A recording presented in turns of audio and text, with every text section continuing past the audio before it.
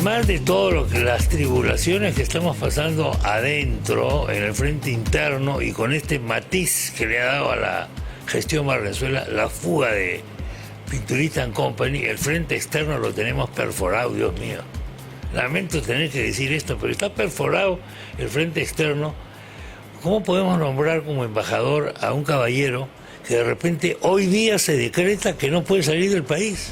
Porque hoy día decide el juez el pedido fiscal de que esté, ¿cómo se llama? Impedimento de salida. Luis González Posada, ¿qué dice Lucho? Gusto saludarte, Chema. Bueno, efectivamente, ¿no? Hay una grave responsabilidad no solo del presidente, sino del canciller. Y lo digo me duele enormemente esto porque yo soy amigo personal, te adelanto. Yo lo conozco. Mi compañero de kindergarten. Sí, yo también lo conozco, pero realmente lo que está haciendo es impresionante. Mira, la ley del servicio diplomático te establece que hasta un 20% pueden ser embajadores que no formen parte del servicio, o sea, lo que le llamamos llaman políticos. Embajadores políticos. Bien. Pero la ley también tiene una serie de requisitos para que tú puedas ocupar ese cargo. Entre otros, y lo leo para ser exactos, en la disposición primera complementaria dice: primero, ser peruano de nacimiento; segundo, tener capacidad y versación notoria, es decir, ser un hombre que conozca estos temas, que esté muy bien versado, muy bien informado. Después señala prestar o haber prestado destacados servicios a la nación. Luego, observar una conducta correcta, tanto pública como privada, y no tener antecedentes penales. Lo que yo te quiero decir es que es un legítimo derecho de un gobierno nombrar a personas que para ese cargo. Yo me acuerdo de un amigo común nuestro, Alfonso Graus Bertolini. Hombre, claro. Nadie lo discutía, ¿no? Hombre, embajador en Argentina. En Argentina, y hizo además un enorme papel. Tenía un gran predicamento en Argentina. Mucho. Graus Bertolini. Mucho con Alfonsín, con todos los grupos políticos. Era muy respetado, Alfonso. Muy considerado. Yo lo que voy es que hay requisitos que se deben cumplir. Entonces, si el presidente no conoce estas normas y presenta al canciller una nominación de esta naturaleza, que además tiene el problema que estamos viendo hoy día de una investigación abierta, ese es el problema. Es un deber del canciller decirle: presidente, iría contra la ley este nombramiento, no calza entre las normas o exigencias del servicio diplomático, pero no lo ha hecho. Lo dejó pasar, lo envió primero a Panamá, lo rechazaron, porque el silencio diplomático es el rechazo, pues no te aceptan, no te responden. ¿Cuánto tiempo tiene que durar ese silencio? No hay digamos, una fecha. Todo esto está regulado por la Convención de Viena de Relaciones Internacionales, donde dice que es un deber del Estado receptor responder o no responder sin dar explicación. Cuando no te responden un plazo prudencial que se puede entender unos 30 días, significa que no te están aceptando. Esa es la verdad. Entonces yo no entiendo cómo, a pesar de estos antecedentes, más el caso gravoso de lo que está ocurriendo hoy día en investigación que se le ha abierto, el señor canciller Magurto simplemente le ha dado paso. La Cancillería no es una institución que pone sellos, ¿ah? Era su deber decirle: mire, presidente, esto no va. Y el presidente, con criterio, estoy seguro que si hubiera leído estas normas no lo hubiera presentado, porque al final se genera un escándalo. Yo he visto, por ejemplo, en periódicos internacionales, este escándalo que daña la imagen del Perú y daña la imagen del gobierno. Eso en principio. Pero están ocurriendo, Chema, cosas maléficas en la Cancillería. Por vez primera en la historia. Yo creo que estamos viviendo la página más oscura. ¿Por vez primera en la historia? Sí. Yo creo que estamos viviendo la página más oscura del servicio diplomático, la más oscura, la más degradante. ¿Por qué te lo digo? Te lo digo por lo siguiente, ¿no?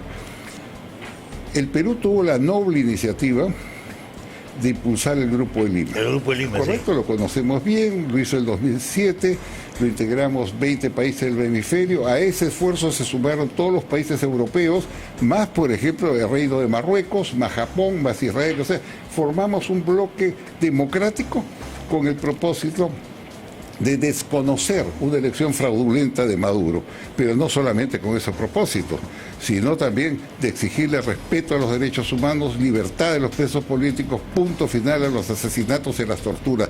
Fue, digamos, una hermosísima elección de haber coaligado a 60 estados, lo cual nunca sucedió en el Perú, y se dio la batalla permanentemente sobre este tema. Entonces, el venezolano que huía de su país, y ha huido 6, 7 millones de personas, ¿no? Entre ellos acá tenemos 1 millón, ¿no? 1.300.000, o 1.280.000, sí. Ah, caray.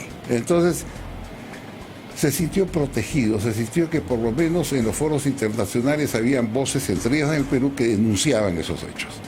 Cuando, por ejemplo, la alta comisionada para los derechos humanos de las Naciones Unidas, que era expresidente de Chile, Bachelet, sí, presentó un informe fulminante, donde dijo que habían 7.000 asesinatos, sí, fue terrible, torturas. Fue terrible. Inclusive no se esperaba que ella hiciera ese informe por simpatías políticas, por antecedentes, por una serie de cosas. Pero aplastante el informe. Pero los hechos ya eran bueno, pero lo hizo. Pues, dijo que habían asesinatos, torturas, presos políticos, vejámenes a los ciudadanos, que había miseria y pobreza. Eso lo dijo las Naciones Unidas. Ese informe se conecta con uno similar que lo hizo la Organización de Estados Americanos y con informe de la Comisión Europea. Entonces, de los países europeos, cuando se presentan todos esos informes, se exige que la Corte Penal Internacional investigue a Maduro por lo que se llaman crímenes de lesa humanidad. ¿Y sabe cuál fue uno de los países que firmó esa solicitud? Lo firmamos nosotros, el Perú, juntamente con Chile, con Paraguay, con Uruguay, con Argentina, con Colombia, con Ecuador. Firmamos, o sea, nosotros hemos pedido a la Corte que investiguen a este señor por asesinatos. Entonces, ¿cómo entender que esa política, digamos, que dio gran prestigio al Perú, que no es otra cosa que defender los derechos humanos, las libertades, la democracia, hoy día con la otra mano la tiran abajo, porque lo que han hecho es desactivar el Grupo de Lima, es la verdad.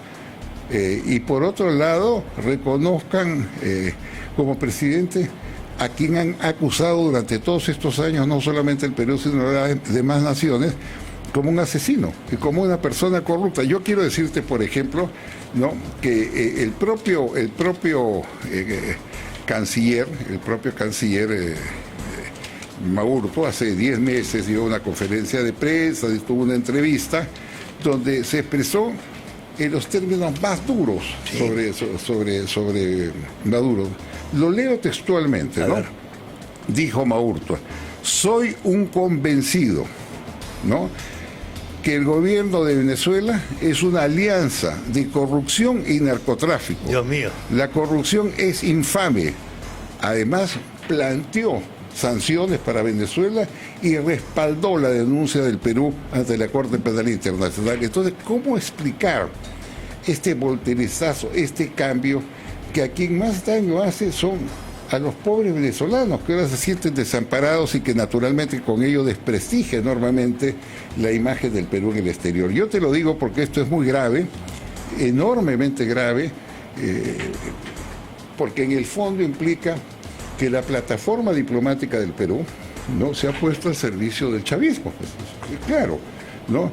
Y esto, por eso decía, es la página más oscura que ha ocurrido, porque por medio están vidas humanas. En este momento yo recibí una nota de que hay un conjunto de presos políticos, entre ellos un capitán de navío, de la Marina de Venezuela, que es peruano de nacimiento, que está sometido a infames torturas y sufre de salud, está aislado. Entonces el gobierno está respaldando a quienes están haciendo. ¿Qué es lo que ha pasado?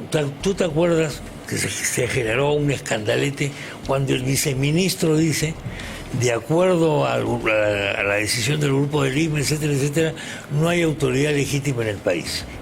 Lo critican, pero el canciller Maurto sale y lo respalda al viceministro. Claro. Eso ha sido hace poco, no hace tanto tiempo. Sí, porque el 5 de enero con la gira una de reunión acá. Claro. Una reunión del Grupo de Lima, donde participaron. Que tomaron ese acuerdo. Claro, lo tengo. Brasil, Ecuador, Chile, Colombia, Paraguay, Perú, El Salvador, Guatemala, Haití, Honduras y Costa Rica. Entonces, ese grupo dijo que no existe autoridad legítima en Venezuela, o sea, desconoció a Maduro. De ahí en adelante no ha habido otra reunión del Grupo de Lima. Entonces, lo primero que ha debido hacerse es reunir al Grupo de Lima y tomar una posición conjunta, no una posición aislada, y reconocer a quien no están reconociendo. Esto, por eso te digo, es sumamente grave, porque ante estos hechos deplorables se suma, por ejemplo, el reconocimiento a los saharauis, que no están reconocidos por Naciones Unidas, ni siquiera por los países árabes. De los 24, 23 no lo reconocen, pero lo ha reconocido el Perú, porque esa es, digamos, la plataforma del Foro de Sao Paulo. Ellos tienen algunos temas en esa naturaleza. El Perú además se ha quedado silente frente a lo que está pasando en Cuba. Ayer hemos visto la denuncia donde están metiendo presos a gente que se manifestó por los actos de barbarie en Nicaragua. Nicaragua, 80.000 personas han abandonado ya el país hacia Costa Rica y ha metido preso a todos los candidatos a la presidencia de oposición. Entonces, frente a estos temas que son fundamentales, porque sostienen una política internacional ajustada a principios y a normas, el Perú está callado en Cuba, en Nicaragua, en Venezuela. Cuando se produjo la declaración del vicecanciller, que hubo tanta reacción, que dijo lo correcto, que era lo lógico, lo que se había acordado en el Grupo de Lima, digamos. Hubo cierta reacción, pero insisto, Maurtua lo respaldó. Esto ha sido hace poco tiempo, ¿te acuerdas? Sí, claro. Cuando se produjo la gira del presidente Castillo en México, etcétera, que tuvo esa conversación no programada con Maduro, que también tuvo su cola, trajo su cola. Entonces, ¿qué puede haber pasado en un mes? Nadie sabe para qué que se haya produzca pasado, este cambio? Eso lo tendrá que responder en algún momento el propio Maurtua. Bueno, lo han citado al Congreso. Lo tendrá que decir. Bueno, que hay dos Maurtuas. Uno que se expresó de esta manera en tal fecha y otro que ha hecho exactamente lo contrario, dejando desprotegida a la oposición venezolana, que sigue siendo reprimida, ¿no?, por un gobierno que no solamente es dictatorial, sino inmensamente corrupto. Sí. ¿Qué esperas de la presentación del canciller Maurtua ante el Congreso? Mire, ahí hay varios temas, ¿no? Primero, un tema que es el que hemos hecho referencia. También tenemos el tema del pedido de ellos de retornar a UNASUR. UNASUR hoy día es un cadáver insepulto. Lo formaron 12 países. Sí. 8 se retiraron, sí. Les quitaron la sede porque era una plataforma chavista, pero el gobierno peruano está pidiendo reactivación de UNASUR. Entonces, un segundo tema que hay que definir. Yo le diría que también hay que definir el tema de Bolivia. Bolivia, Evo Morales, que es realmente el que manda políticamente en Bolivia, está interfiriendo gravemente en asuntos de competencia interna del Perú. Ha venido 3 veces acá con guardaespaldas del Estado, con comidas del presidente, del primer ministro. ¿Y sabe para qué ha venido? Ha venido para hacer campaña a favor de la Asamblea Constituyente, para que no se erradiquen los cultivos de hoja de coca. Oye, justo te quería preguntar sobre eso, Luis, como ex canciller de la República, porque la posición internacional del Perú está muy vinculada al trato que le demos al narcotráfico. Así es. O sea, el Perú ya es el principal productor de cocaína hoy día a nivel mundial. Sí, sí, claro. Si no hacemos algo, vamos a quedar en una lista negra de narcos, yo creo que la estamos, narcorepúblicas. Sí. Es un crimen que nosotros permitamos eso para que se lleve droga, se produzca cocaína que mata a miles de jóvenes en todo el mundo. Se estima que hay 88.000 hectáreas de cultivo de hoja de coca, de las cuales el 87% de ellas va al narcotráfico. 87% de ellas, y se producen 180 toneladas de cocaína con eso. Esto es muy grave, ¿no? Porque además los informes dicen que el 93% de la droga que sale ahí va a Bolivia, en narcoaviones. Sí. Entonces, ¿cómo es posible que un esfuerzo sostenido del Perú, además sustentado en nuestra Constitución, que dice que hay que combatir el narcotráfico, sí, claro, en pactos internacionales, hoy día se venga abajo porque viene un señor que es el que impulsa esta política, y nos alienta a seguirla. Y solo déjame terminar en este punto, decirte, cuando viene Evo Morales, no solamente viene para pedir asamblea constituyente, nacionalización de hidrocarburos, no erradicación de la hoja de coca, industrialización, sino también viene para agitar en algunos otros temas fundamentales, como la creación de RUNASUR, le llama, que es la asociación, según él, de pueblos originarios indígenas de 12 países para luchar contra el imperialismo. Para eso viene, y además para sentar las bases de su partido. Lo ha hecho en el Cusco. En el Cusco ya está el partido de él, que es el MAS, Movimiento al Socialismo. Todo esto en las narices del Perú. Todo esto en las narices de la Cancillería, todo esto en las narices del gobierno, y nadie dice nada. Yo no puedo aceptar que el Perú se convierta en una plataforma de producción de hoja de coca para que éstas se conviertan en cocaína y con ellas se destruyen a miles de seres humanos. Cuando tú eras ministro, ¿qué sensibilidad notabas en los países del norte, que es a donde va la droga?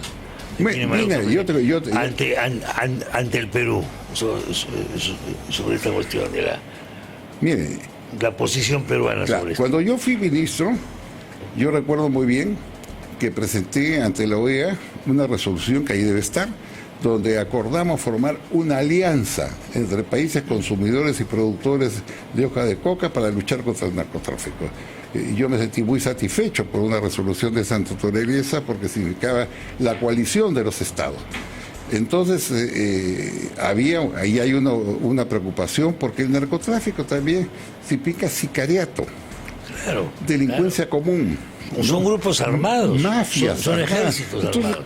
¿Cómo es posible que hayan paralizado la erradicación de las hojas de coca? ¿Cómo es posible, digamos, que se permite esta liberalidad que, más allá de afectar la vida y el destino de mucha gente, ¿no?, desprestigia enormemente a un país? Nosotros no podemos aceptarlo, y yo espero que este punto sea visto por la Comisión de Relaciones Exteriores del Congreso, porque está conectado a Relaciones Exteriores. Solo acabo diciendo, el foro, el diario del Estado de Sao Paulo acaba de decir que Bolivia se ha convertido en un santuario del Narcosur.